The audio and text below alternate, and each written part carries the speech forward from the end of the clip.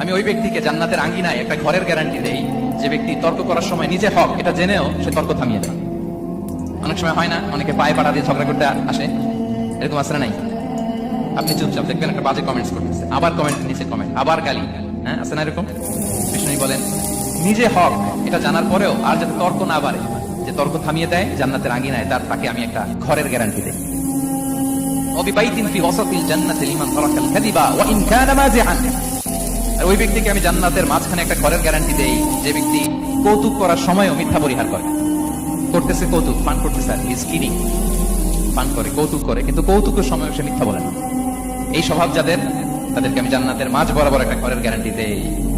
এরপর বিষ্ণু কি বলে দেখেন, তিনি বলেন ওবিবাইতিন ফি আ'লাল জান্নাতি লিমান হাসানা খুলুকাহু। আর জান্নাতের একেবারে হাইস্ট পিক অফ প্যারাডাইস, জান্নাতের সর্বোচ্চ স্তরে আমি একটা ঘর বা একটা বাসভবনের গ্যারান্টি ওই ব্যক্তিকে দেই যে তার আচরণটা সুন্দর করেছে, যে সুন্দর আচরণের অধিকারী হয়েছে, তাকে জান্নাতের হাইস্ট পিকে আমি একটা বাসভবনের গ্যারান্টি দেই। তাহলে বলেন তো আমাদের আচরণটা সুন্দর করার দরকার আছে না নাই?